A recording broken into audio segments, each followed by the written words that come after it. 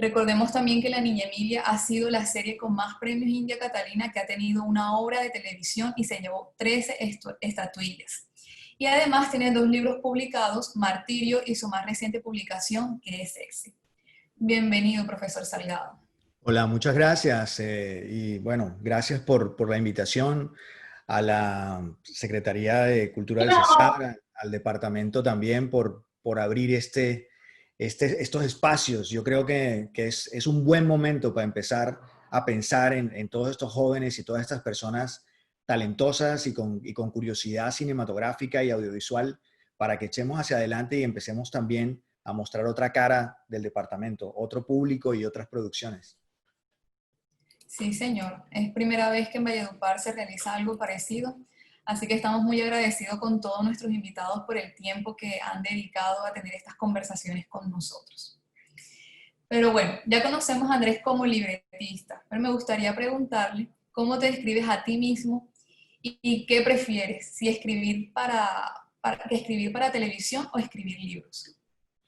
Bueno, ¿cómo me defino? Yo, digamos que básicamente pienso que soy como una persona plagada digamos, como con mucha curiosidad frente a la vida. O sea, no suelo quedarme quieto mentalmente, procuro siempre buscar, explorar, conocer, investigar. Eso disfruto mucho también de aprender. Eso es una de las cosas que más me encantan en la vida. Y básicamente también, pues me fascina escribir. Es lo que creo yo que es para lo que vine a este mundo, básicamente. Eh, y la otra pregunta, ¿qué era cuál? ¿Qué prefieres, si los libros o la televisión? Ah, los libros o la televisión. También es una pregunta complicada porque los dos es muy difícil. Es como preguntar cuál de mis dos hijos quiero más. O sea, es dificilísimo. O sea, como que los dos son importantes, los dos son grandes realizaciones interiores. Tienen sus diferencias, obviamente. La televisión es un trabajo en equipo. Lo audiovisual generalmente es un trabajo en conjunto. Mientras que los libros, escribir libros es un trabajo mucho más solitario, es un trabajo mucho más personal, estás mucho menos pendiente de cómo va a ser el resultado. Escribir televisión es una industria que tiene unas necesidades, que necesita de unos resultados, mientras que el libro es una cosa mucho más tranquila, por así decirlo. Entonces son dos lenguajes diferentes que disfruto por igual. Profe, ¿y esto de ser escritor y libretista es algo que se fue dando con el tiempo o usted siempre lo planeó? Lo que pasa es que yo tenía historias, yo arranqué haciendo televisión, o sea, arranqué haciendo televisión y el tema de los libros se fue dando porque tenía historias que no podía contar en televisión, o sea, historias difíciles de contar en televisión. ¿Por qué? Por el lenguaje, por los personajes que eran bastante fuertes, por las atmósferas. Mis novelas literarias son novelas pesadas, son novelas crudas, con un lenguaje muy explícito. A veces generan repudio porque son historias densas, muchas veces retorcidas, digamos. Y esas historias en televisión yo no puedo contarlas en ese momento, ¿no? Ahora la cosa ha cambiado, pero en ese momento en que empecé, se iban acumulando como esas ideas y no sabía dónde pasarlas. Y como uno, digamos, cuando escribe lo que más a uno pues uno escribe para la gente, uno no escribe para uno, pues como que encontré en los libros una manera de poder como explotarlas, de poder hacer un puente para que la gente las reciba. Fíjate cómo ha cambiado el tiempo. Hoy en día esas historias ya van encontrando cosas. O sea, yo todas estas ideas que tenía acumuladas para ir escribiendo libros, las he ido ahora enviando hacia la televisión porque las plataformas y la televisión ha cambiado, digamos, ya ahora hay una televisión más de plataformas con nichos más específicos, entonces varias de esas ideas ya son presentadas y ya son trabajadas, digamos, como posibilidades para ser escritas en plataformas. Yo aprendí mucho de usted y de otros maestros de guión que debemos aplicar la psicología al momento de escribir. Y usted usa algo llamado eneatipos. ¿Podría contarle a nuestros invitados de qué va esto? Bueno, yo soy psicólogo, como dijiste, y aunque esto no tuvo nada que ver con mi carrera, porque la psicología yo la estudié en la Universidad del Bosque, que es una universidad que en ese momento era una universidad demasiado radical, ortodoxa, digamos. Entonces estas nuevas psicologías eran vistas como muy, eh, como con mucha prevención. Pero descubrí en el año 98, cuando escribí Perro Amor al lado de Natalia Ospina, a un psicólogo llamado Jorge Llano, que nos presentó, digamos, este método que se llama el eneagrama. Y este libro, miren lo viejo que está, este libro tendrá por lo menos unos 20 o 30 años. Este libro es un libro del que yo, digamos, del que a mí me cambió la vida por completo, porque yo normalmente creaba personajes desde la teoría del guión y o sea, nunca adoptaba o nunca metía cosas de psicología. Y este libro me cambió la película, completamente me cambió la vida, o sea, en el sentido personal, pero también en el sentido de la creación de los personajes. Ya luego, ¿por qué? Porque es un libro que clasifica a las personas, digamos, cada uno de nosotros tiene un carácter, digamos, y este libro lo que hace es que clasifica 12 tipos de caracteres que existen, o sea, y en ese sentido, cada carácter tiene unas características, una descripción, explica cómo es cada uno de esas personalidades a la que todos pertenecemos, o sea, todos nosotros formamos parte o todos nosotros somos uno de esos 12 tipos de personalidad. Entonces es interesante porque uno lo lee y uno encuentra el carácter de uno, o sea, el número, están clasificados por números, y a partir de eso se describe un poco cómo es esa personalidad. Pues no se imaginan lo que a mí me sirvió desde el momento en que lo descubrí, cómo la vida creativa y desde el punto de vista de escritor me cambió, porque descubrí que es una muy buena vía para crear personajes. Entonces lo aprendí en el año 98 y de ahí en adelante, digamos que empecé también a incorporarlo dentro de mi carrera, pero además dentro de mi docencia. Pues yo soy profesor de escritura hace, no sé, creo que empecé a dictar clases un semestre después de graduarme en la universidad. O sea, yo llevo 20 y pico de años en esto. Eh, y, eh, y empecé también a enseñarlo a los alumnos. Entonces, este es un poco un método, como en otras palabras, es un método para clasificar a las personas y por ende a los personajes. Y este método sirve muchísimo para poder crear, a mí me ha servido para crear. De ahí en adelante todos los personajes que he creado, todos están basados, digamos, en este modelo psicológico. Yo no creo personajes desde el punto de vista de la teoría del guión, sino desde el eneagrama. Por eso quizás los personajes de mis series tienen algunas variaciones o son algunos tan fuertes, digamos. Y eso tiene mucho que ver con este método. Bueno, y cuando no sé si a usted le ha pasado que ha escrito en base a sus propias experiencias, ¿qué podemos hacer sabiendo que debemos desprendernos un poquito emocionalmente de esa secuencia que nos ha ido pasando? A veces queremos escribir tal cual lo vivimos, pero ¿qué podemos hacer para desprendernos un poquito y pensar en que tenemos que escribir para lo audiovisual? Realmente es muy, o sea, uno conoce a una persona que comienza porque generalmente todo lo que cuenta en sus historias son cosas que le han pasado.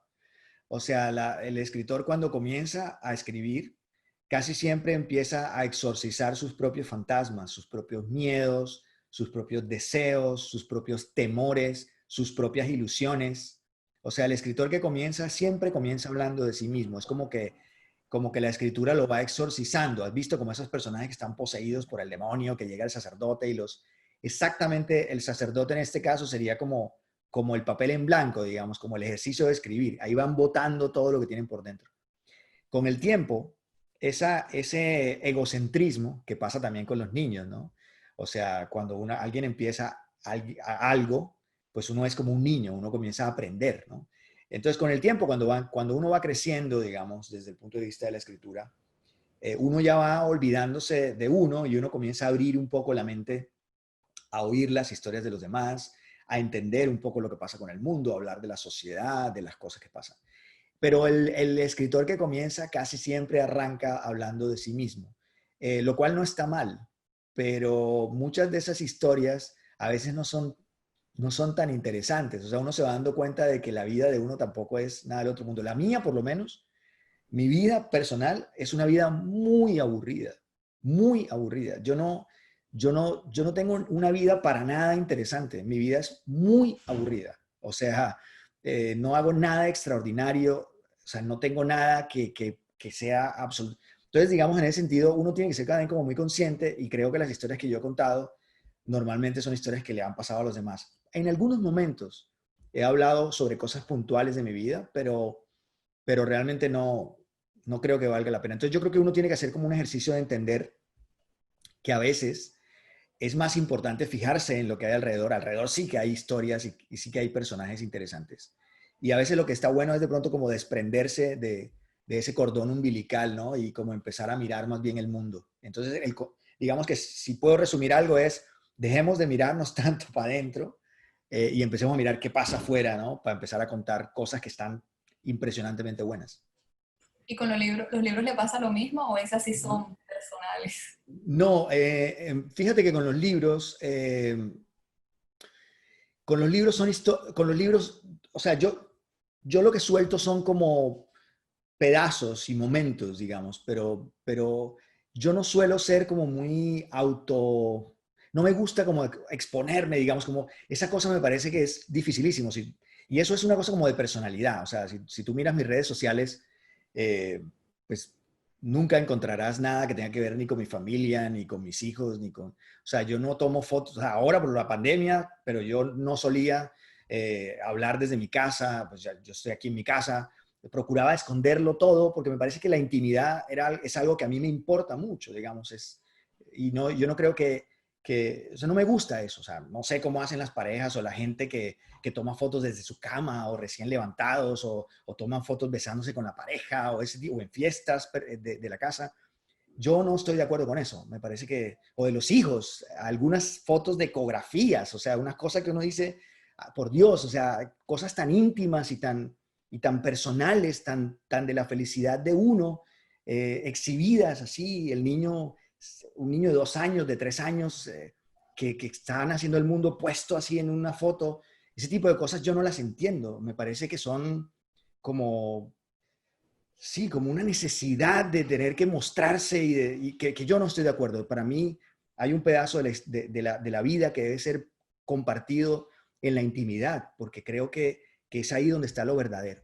Entonces, en la escritura de mis libros suelo ser un poco menos, digamos, controlado. Y entonces ahí sí, digamos, trato de abrir un poco más sobre deseos más personales, fantasías más internas, pero tampoco son historias que me han pasado. O sea, algunas cosas muy, muy, muy breves, probablemente habré vivido, muchas de ellas exageradas, algunas de ellas cambiadas, pero yo no suelo ser o sea, no suelo ser un tipo tan exhibicionista, digamos, por personalidad, porque es que no me gusta hacerlo. Y mis redes, como te digo, todas mis redes en general de lo que hablan es de escritura. O sea, de mi vida profesional sí está abierta por completo. O sea, las fotos tienen que ver con las grabaciones, con actores, con amigos, con procesos, con reflexiones sobre escritura. Ahí sí todo lo abro, pero esa parte de mi familia, de mi intimidad, de mi pareja, de mis hijos, esa me la guardo para mí porque creo que para uno es para lo que está hecho eso. Eso es una cosa que le pertenece a uno y a nadie más. Ah, bueno, ya me quitó una pregunta entonces. Yo porque lo conozco a usted como profesional y usted siempre habla de las historias de amor. Es más, se ha centrado bastante en que estudiemos los triángulos amorosos, etcétera. Y yo quería preguntarle de que si usted también es así en su vida personal, así de romántico, o esas historias con finales felices solo son para la televisión. Yo tengo, digamos, claro pues obviamente que vivo historias de amor y que por supuesto que el amor ha sido parte de mi vida y he vivido como todos, ¿no? O sea, pues que no tengo nada diferente al resto. O sea, claro que he vivido historias de amor y he vivido historias intensas y he vivido historias decepcionantes y me he enamorado y he llorado y me he desencantado. Pero digamos que, pues lo normal, digamos, es que yo no creo que nada de esto sea tan loco. Hay una historia de amor, obviamente, que es una historia de amor maravillosa, que digamos, de todas las historias de amor o que he vivido, que tampoco son muchas, pues ahí tengo cosas que, como te digo, a veces suelo soltar, pero cosas muy tontas, o sea, en el sentido de que no son las grandes historias de amor. Pero a propósito del amor, este libro, este es un libro maravilloso también y que es un libro también o sea, es un libro de psicología, pero es un tremendo libro. O sea, es un tremendo, tremendo libro. Se llama El Triángulo del Amor y es toda una teoría sobre el amor. A mí este libro me ha servido mucho para las historias de amor de mis series. O sea, eh, siempre es así como el eneagrama son personalidades. En este autor, que se llama Robert Stenberg, es un autor que clasifica las historias de amor. Y él tiene otro libro, este libro es muy teórico, digamos, pero él tiene uno que es maravilloso. Lo bueno de estar en la casa es que uno tiene la biblioteca aquí, entonces uno sabe dónde está todo. Dame un segundo, mira. Este libro, por ejemplo, este libro se llama El amor es como una historia. Y este libro es maravilloso porque este libro, para construir historias de amor, es buenísimo porque clasifica las historias de amor. O sea, todos nosotros vivimos, él le pone nombres a cada historia de amor. O sea, él parte del hecho de que todas las historias de amor, o sea, todos nosotros nos enamoramos y de alguna manera cada historia de amor tiene un nombre, tiene una dinámica, tiene una metodología, tiene una relación y tiene una manera de describirse. Entonces él las agrupa todas. Son más o menos como unas 84 tipos de historias de amor. Y él las describe. Y este libro para mí es una vaina increíble porque pues de ahí saca uno muchísimas de las dinámicas de las historias de amor. Obviamente hay que ficcionar y hay que crear, ¿no? Pero es un muy buen elemento. Es que no te imaginas, Ángela, a mí la vida cómo me cambió cuando estudié psicología. O sea, a la hora de escribir, a la hora de, incluso personalmente. O sea, yo sostengo y siempre le digo a mis alumnos, creo que te lo dije a ti en algún momento, todas las personas que escriben deberían estudiar psicología. O sea, porque es la única manera de poder comprender a fondo el comportamiento humano y entender un poco por qué somos como somos, por qué las relaciones ocurren, llegar a esas profundidades y poder tener personajes mucho más pesados, mucho más densos, mucho más ricos, ¿no? Eso no lo da una facultad de cine, y tampoco lo da en las universidades, no se encuentra tampoco en comunicación social, mucho menos. En cambio, la psicología yo la usé, digamos, y la uso todo el tiempo para poder meterla hacia la creación dramática. ¿Y qué ingredientes se necesitan para hacer una historia de amor atractiva? Eh, Básicamente, las historias de amor que se deben contar son historias de amor imposibles. O sea, las historias de amor tienen que ser imposibles. O sea, cuando digo imposible, quieren decir historias de amor que sean difíciles de que se lleven a cabo. O sea, si una historia de amor es fácil, no vale la pena contarla. O sea, necesitamos historias de amor complicadas de resolver. Entonces, hay que crear una gran imposibilidad para que esos amantes no puedan llevar a cabo su historia de amor. Entonces, digamos, una historia de amor clásica, de telenovela clásica, de melodrama clásico, es la historia de amor de eh, o sea, ella se enamora de él, pero él está casado, digamos. Esa es una historia dramática, melodramática de los años 70 que se usaba. O dependiendo de las épocas, la imposibilidad del amor cambia. Entonces, por ejemplo, a finales de los años 40, una historia de amor imposible podía ser ella es conservadora y él es liberal. En la época del gaitanismo, por ejemplo, de la muerte de Gaitán, que es 1948 para adelante, digamos. En ese momento podríamos contar una historia de amor basada en ese conflicto, en esa imposibilidad. Eh, él es un sacerdote y ella es una mujer casada y el pájaro espino, digamos, es una historia de amor imposible, ¿no? Entonces el público lo que sueña cuando ve este tipo de historias es darnos cuenta de cómo nosotros sabemos al final que ellos van a quedar juntos, por eso es que uno se ve las historias de amor, pero uno lo que quiere saber es cómo va a pasar esa historia. Y por eso es que uno se queda, para ver cómo es que esos personajes se van a quedar juntos. Y básicamente de eso se trata, contar una historia. Entonces, las historias de amor tienen que ser imposibles. O sea, el primer consejo, digamos, o regla que hay que tener es: una historia de amor debe ser imposible. No se puede realizar tan fácil. Eso es lo primero que ves. Las imposibilidades del amor hay que pensarlas entonces, ¿no? ¿Cuáles podrían ser esas historias de amor no tan fáciles de llevar a cabo? Sin caer en el cliché. Ahí está el desafío. Y esto de pasar la relación también por muchos estados, de que ella misma vaya siendo cambiante. Claro, las historias de amor también tienen que cambiar con el tiempo y esas historias de amor que cambian con el tiempo, pues son las que uno se va enganchando, ¿no? Eh, pero bueno, digamos que la otra cosa es que las historias de amor también tienen que ser diferentes. O sea, eh, nosotros casi siempre creemos que la historia de amor que vivimos es la mejor de todas, ¿me entiendes? Pero realmente no es así. O sea, creemos eso porque somos nosotros los que estamos enamorados. Pero realmente la historia de amor de nosotros, la mayoría de las veces, no digo que todas, pero la mayoría de las veces son historias de amor comunes y corrientes. O sea, no pasa absolutamente nada dramáticamente tan importante como para contarla en televisión. Yo a veces voy a las reuniones y me dicen: ¿por qué no haces una historia? ¿Por qué no escribes una historia sobre nosotros, una pareja, por ejemplo? ¿Por qué no cuentas la historia de nuestro amor?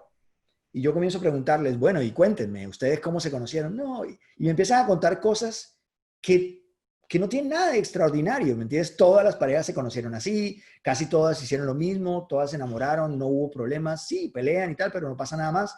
Entonces, digamos que esa es una historia de amor que no tiene nada de especial. Las historias de amor que uno cuenta y que son las que pasan a la trascendencia son las historias de amor profundas, las historias de amor diferentes, las historias de amor realmente especiales.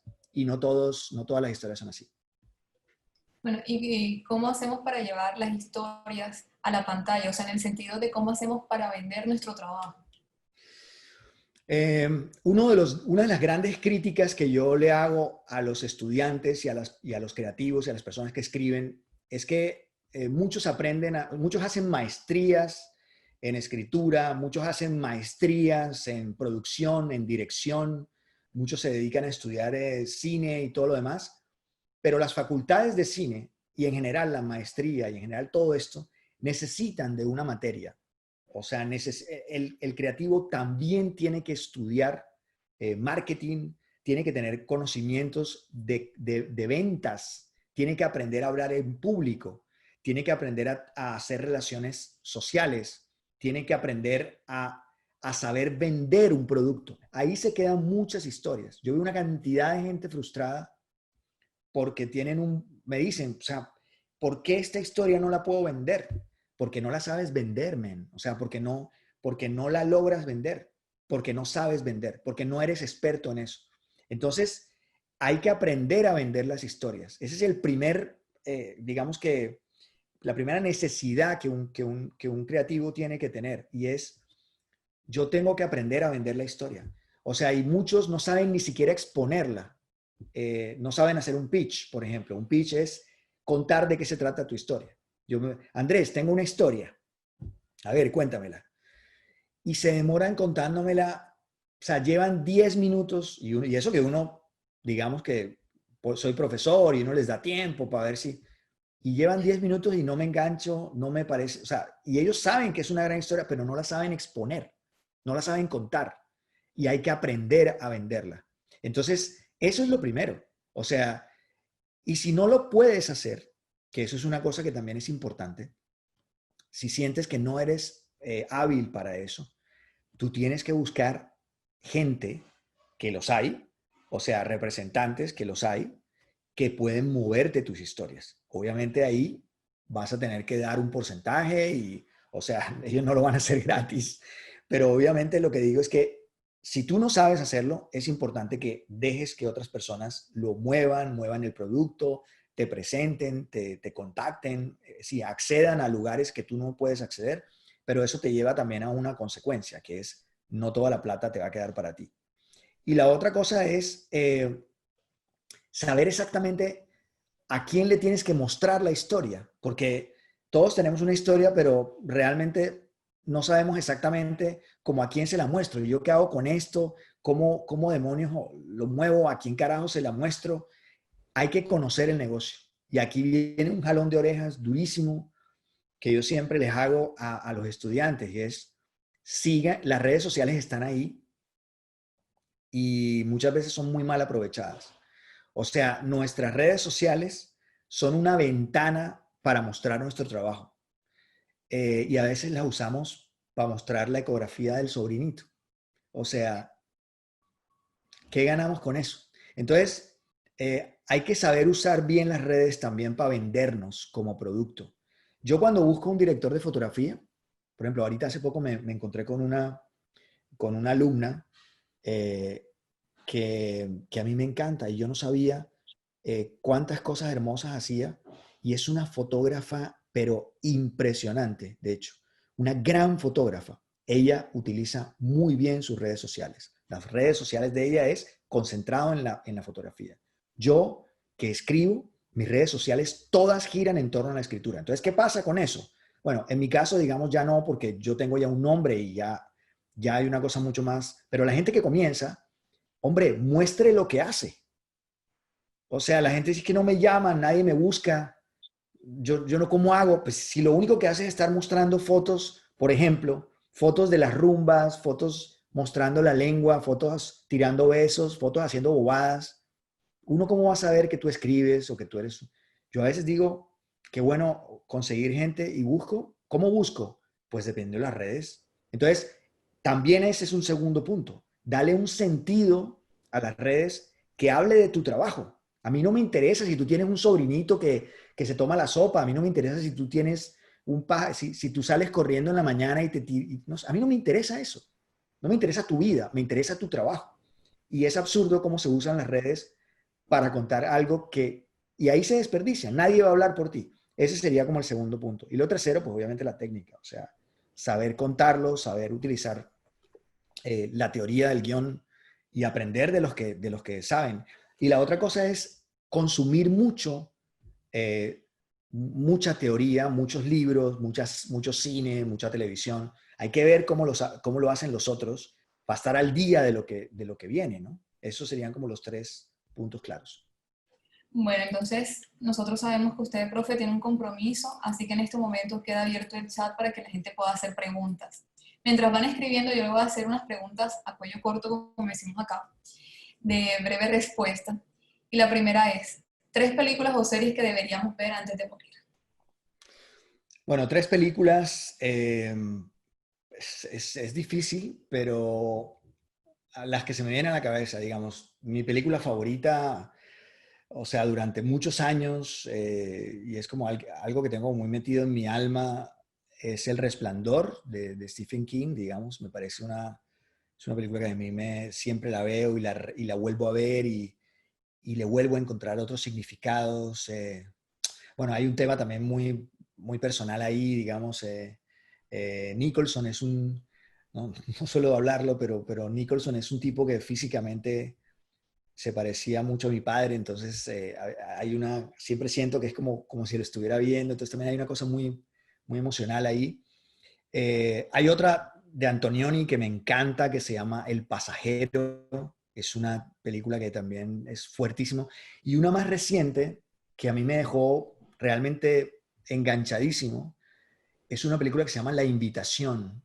Diría que es como lo último que he visto en cine que me ha dejado muy impactado y que me ha enseñado, porque La Invitación es una historia, como ven las tres películas, tienen una constante y es que son pocos personajes, pocas locaciones. Yo soy, digamos, enfermo de ese tipo de películas. Me encantan las películas que tienen pocos personajes y tienen pocas locaciones. Que eso también es otra cosa que pasa con los creativos, ¿no? O sea, los creativos de este país, que se hacen unos guiones con miles de personas, con miles de locaciones, guiones que no se pueden realizar. Entonces, hay que aprender también, cuando decía aprender de los que saben, es aprender de cómo se pueden hacer grandes historias con muy pocas locaciones, todas de pronto en una sola locación y con muy pocos personajes. De las tres que he dicho, El Resplandor y La Invitación, El Resplandor ocurre en un hotel y no hay más de 5 personajes. y en la invitación pasa todo en una casa y no hay más de 10 personajes. Entonces, fíjense cómo se pueden hacer grandes películas con muy pocas locaciones y muy pocos personajes. Y en series, estamos en la época gloriosa, digamos, en la época dorada de la televisión. O sea, nunca antes habíamos estado en un momento tan alto en las series. Los grandes directores, los grandes escritores, los grandes actores han pasado ahora a hacer televisión, con lo cual hay muchas series fenomenales. Yo adoro, para mí, por ejemplo, Mad Men es una tremenda, tremenda serie, que es una serie que para mí es muy importante. Hay una serie animada que tú lo debes saber, que yo adoro, que se llama South Park, que yo soy, realmente me parece que son guiones impresionantemente hechos, y un sentido del humor maravilloso. Y hay otra serie que también en su momento para mí fue como muy interesante, una serie de acción, pero me pareció fantástica, que se llamó 24. Ganó Emmy también bueno, digo también porque nosotros también ganamos. Entonces, entonces ahora los que ganamos Emmy, ¿no? O sea, ganó Emmy en el año 99, 2000, creo. Fue la mejor, una de esas temporadas fue maravillosa. Pero hay otras, digamos, The Walking Dead hasta la temporada 6 estuvo buena, de ahí para adelante se jodió. Y en general, digamos que hay muy buenas series, la verdad. Pero fíjense, por ejemplo, no me gusta Juego de Tronos. Eso, por ejemplo, es una cosa que es rarísima. A mí no me gusta Juego de Tronos, me parece, no me engancha, no me dice nada. Y cosas que uno, por ejemplo, Dark, que hablan fantásticas cosas. Yo no pude pasar del cuarto capítulo, me pareció aburridísima. ¡Wow! La gente hace, ¿qué? Eh, y cosas, por ejemplo, como, ¿cuál fue la otra que tampoco? Ah, bueno, en cambio Black Mirror me parece que es una maravilla, o sea, es una tremenda serie. En fin, hay gustos para todos y no necesariamente a todos nos tiene que gustar todo, ¿no? Que es básicamente eso. Breaking Bad. Bueno, eso es es un monstruo, ¿no? Eso también es una cosa impresionantemente hermosa, Breaking Bad, sí, por supuesto. Lo que te digo, hay unas series tremendas. Yo me estoy viendo ahora una que se llama Patrick Melrose. Es una miniserie de 5 capítulos que es tremenda también. 5 capítulos, una serie inglesa. No me la he terminado de ver, falta el último. Y es una cosa, los guiones son perfectos, digamos. Cada cual mira lo que le sirve, ¿no? Yo me fijo mucho en los guiones. Y se llama Patrick Melrose. Y es una tremenda miniserie. 5 horas que son alucinantes. Bueno, y antes de leer las preguntas que están aquí en el chat, ¿por qué es importante que se hable de cine en Valledupar y realizar este tipo de eventos? Porque el cine es una manera de narrar nuestra vida, porque este es un pueblo que no lee, este es un pueblo que no lee. En otras civilizaciones, digamos, en otras comunidades, en otras culturas, en otros países, la lectura es lo que nutre al pueblo. O sea, el pueblo lee. Hay otras culturas mucho más evolucionadas. Es que cuando uno dice lean, uno no lo dice por joder. O sea, uno dice lean porque es que la lectura es una manera de aprender a ser mejores personas. Es una manera de tener un momento en silencio donde nos confrontamos con alguien que no conocemos, que es el autor, que nos trae una historia o nos trae una reflexión o nos trae una teoría o un estudio o nos trae algo y nosotros estamos a solas con él. Incluso esa persona que nos escribe y que nos trae esta historia no nos la cuenta de viva voz. La lectura es tan linda que tú lo lees y lo interpretas a tu manera. O sea, tú no ves al autor parado como yo estoy aquí, haciendo énfasis en ciertas cosas, gritando en otras, poniendo... No, la lectura está en las letras nomás. Y eres tú el que lo asimila. Entonces la relación es una relación, es casi que un retiro hacia ti mismo y te confronta. Lo más lindo de la lectura es que algunos de esos autores que te cuentan ya no están en este mundo, hace 100 años ya no están, hace 300 años ya no están aquí. pero tú los tienes ahí vivos, hablándote de algo que te toca y te mete y te gana. Eso te hace una mejor persona. Cuando tú terminas de leer un libro, eres otra persona, algo nuevo, te renueva por dentro, te pone a pensar, te enreda la vida. Eso es chévere. Este pueblo no lee un carajo. O sea, se hizo el tiempo, digamos, ¿cuántos libros lee un colombiano al año? Un colombiano lee al año, un colombiano normal, lee al año 1.8 libros. 1.8. O sea, no alcanza a leer al año 2 libros, el colombiano del común. Nosotros, digamos, no pertenecemos a esa mayoría porque tenemos un acceso de alguna u otra manera a la educación, lo cual en Colombia la educación superior es un privilegio. Entonces estamos viviendo un país muy atrasado en el tema de la educación. En el tema entonces nosotros estamos leyendo, pero no somos, digamos, la mayoría de la gente. Entonces, y lo otro es, ¿qué carajos leerá ese colombiano promedio que lee 1.8 libros? Ahora, ¿qué tipo de libros leerá? Entonces, ¿qué leerá? Leerá, no sé, los tips de belleza de cualquiera de estas tontas que aparecen en las redes sociales o de estos idiotas. El libro que lee es la historia de la vida de un influencer, de un youtuber, de un chico de 12 o 13 años, de 18 años, que dice 70.000 imbecilidades.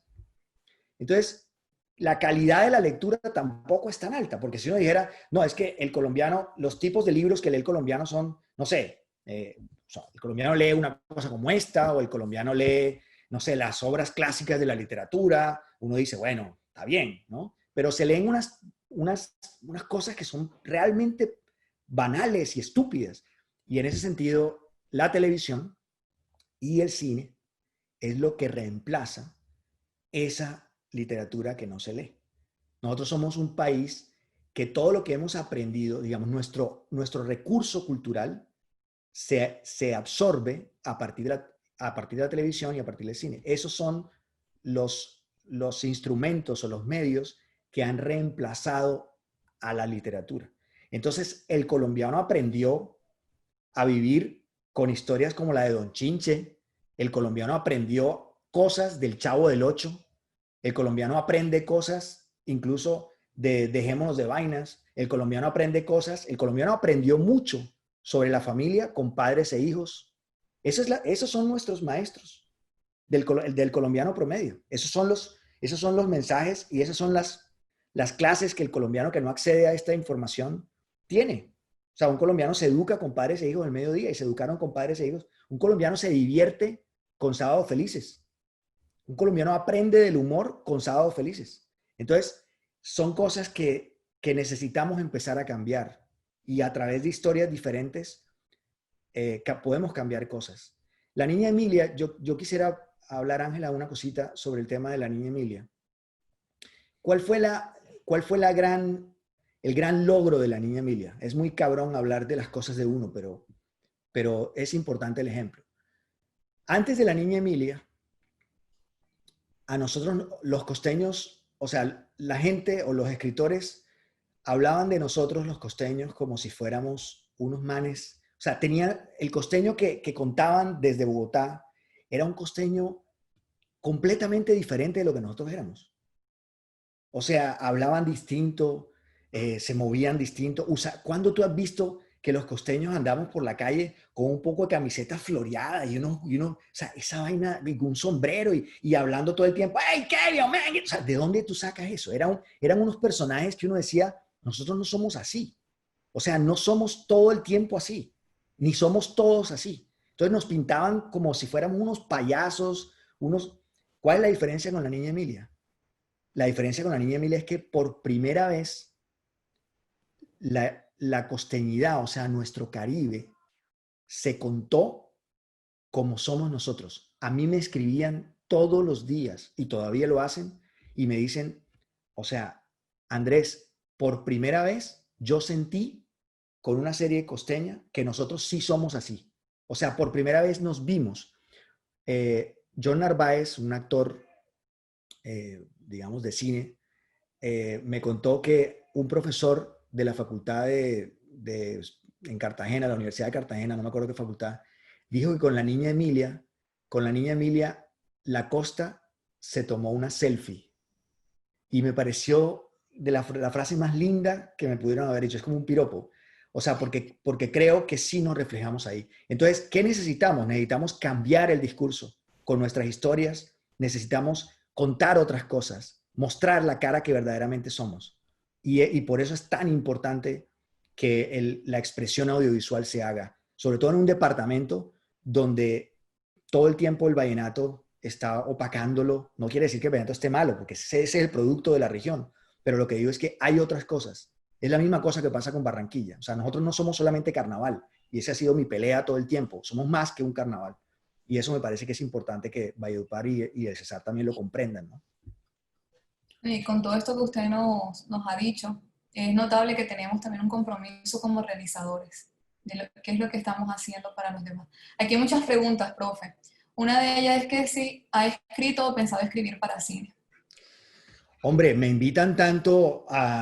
invitado tanto últimamente a festivales de cine que yo siempre digo, hey, yo no he escrito cine, en mi vida, toda la vida ha sido televisión y ahora pues mis libros, digamos, pero, pero yo no he escrito cine, o sea, yo soy un animal de televisión permanentemente, pero créeme que haber entrado hace 10 años a la Facultad de Cine de la Universidad del Magdalena y conocerte a ti y en general a todos los estudiantes de cine, como que me ha empezado como a... Lo que pasa es que yo siempre he creído que uno escribe cine, yo debería escribir, siempre lo pensé, o sea, si yo escribo cine, debo escribir cine después de yo soy un poco loco con eso, digamos, un poco enfermo con los números y tal.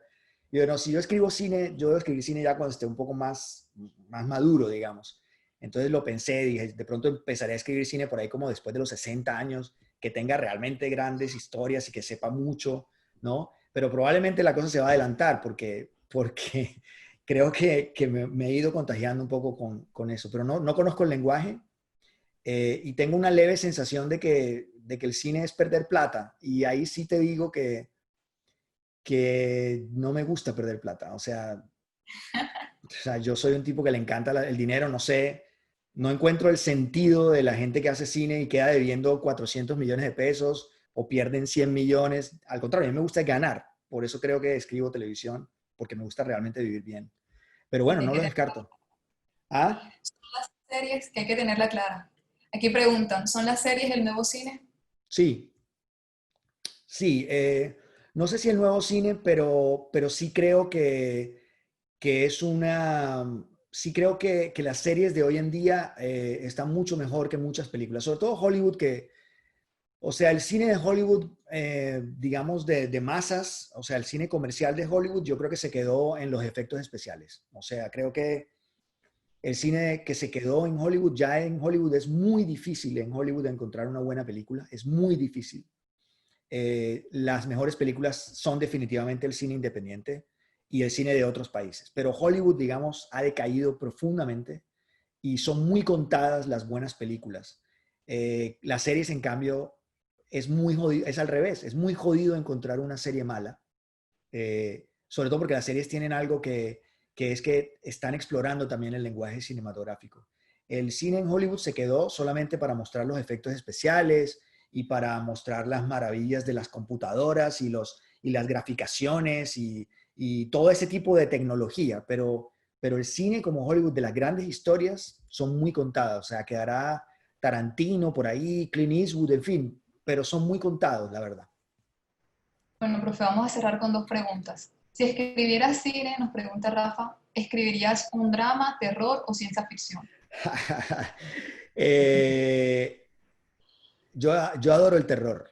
O sea, el terror es para mí como consumidor, o sea, como consumidor, no como productor de terror. O sea, como yo no creo terror ni escribo sobre terror, pero consumo mucho terror. O sea, me encanta el terror desde muy chico y creo que si haría cine de terror. O sea, haría cine de historias de terror y de historias sobre todo gore. Me encantan las historias de sangres y vísceras que vuelan y asesinos de esos que matan y ese tipo de cosas me parecen geniales. O sea, me encanta ese tipo de género. Viajo a otros lugares, lo he hecho, o sea, yo viajo a otros lugares del mundo a ciertos festivales de terror, o sea, porque me encanta el movimiento, me encanta ver la gente, creo que son unos animales los que pertenecemos al terror, somos unas personas un poco raras y eso me gusta porque hay como una cosa chévere, me encanta, me encanta. Y creo que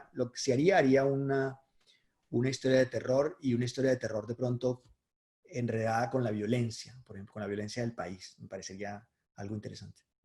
Bueno, Carlos Cabas pregunta, ¿qué pasa con las comedias románticas en Colombia? ¿Le interesa este género? A mí en general, ¿quién preguntaba? ¿Carlos? No Sí, sé. Ah, Carlos Cabas. vale, Carlos. No, pues mira, Carlos, yo no cierro la puerta ante ningún género. O sea, yo no creo que la culpa ni la prevención tengan que ver con los géneros. Y eso ha sido algo que yo he aplicado en mi vida todo el tiempo. O sea, creo que las comedias románticas son un género, o sea, son, digamos, un género muy vendedor.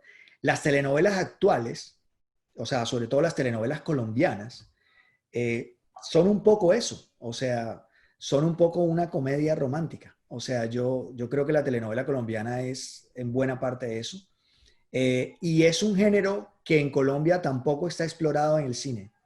Eh, yo siento además que las directoras, mujeres, estoy hablando de las mujeres, en Estados Unidos hay grandes directoras mujeres de comedia y debería haber en Colombia también grandes directoras, porque creo que la comedia romántica es un género muy femenino y me parecería interesantísimo que se exploraran. Es que en Colombia eh, creo que hay muchos vacíos que no están llenos todavía, o sea, y no se llenan, no sé por qué. Todo el mundo se ha montado como en las comedias, que no está mal, ¿eh? O sea, las comedias tipo Dago o tipo Trompetero, que no está mal, o sea, para nada mal. Pero esos nichos ya están llenos, entonces me parece importante explorar otras cosas.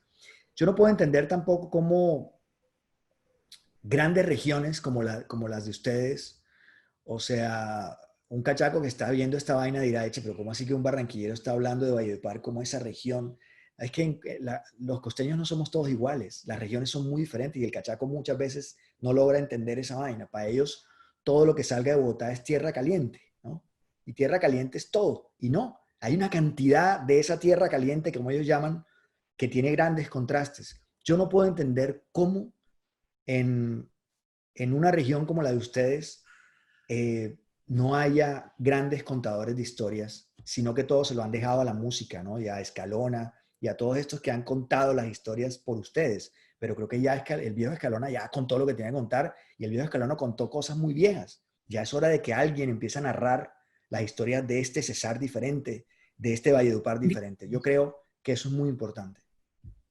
Y pues sí, sí están saliendo buenos talentos aquí. Aquí en estos momentos en Valledupar encuentra de todo, encuentra sonidistas, directores de fotos, guionistas, pero como usted decía, que hace falta también entender cómo vendernos, cómo poder hacer este tipo de alianzas y de cosas para mostrar lo que estamos haciendo. Y por eso creemos que este es un buen espacio para seguir fortaleciéndonos. Y una vez más, profe, le damos las gracias por compartir este tiempo con nosotros. Le damos las gracias al Consejo Departamental de Cine, especialmente a Carlos Cabas y Enrique, que están ahí atrás de bambalinas haciendo esto posible, a la Oficina de Cultura de Valledupar y a la Alcaldía Municipal. Entonces, bueno, profe, nos despedimos de usted, que sabemos que ya tiene un compromiso. Y de todos ustedes, recuerden que hoy tenemos la última charla a las 6 de la noche con Alejandro Ángel. Muchas gracias a ustedes, gracias a todas las personas que nos acompañaron. Espero haberles dejado algo, ¿no? Y que lo que hablamos sea algo que lo guarden en su corazón, sobre todo, y en sus cerebros, y que algo después de esta charla, lo único que termine es darles ánimos y que terminen con más ganas de seguir adelante.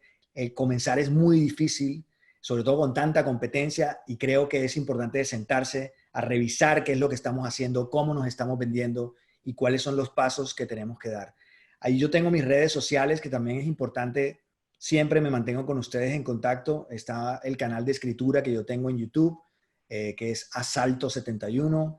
Está mi Instagram, que es Asalto71. Y ahí siempre estamos en comunicación con todos los estudiantes, cada vez que, o con todas las personas como ustedes que nos conocemos y que nos hemos encontrado en algún momento de la vida. Así que por ahí seguimos. Esto no termina porque las redes sociales terminan. Las redes sociales son ahora un vehículo en donde seguimos en comunicación. Chévere hablar, chévere conectarnos, yo siempre respondo y me encanta también como conocer nuevos talentos y nuevas cosas. Gracias, Ángela, gracias al consejo y en general a todos los que están tratando de echar adelante esta iniciativa. Les mando un abrazo y nos vemos pronto. Hasta luego, profe.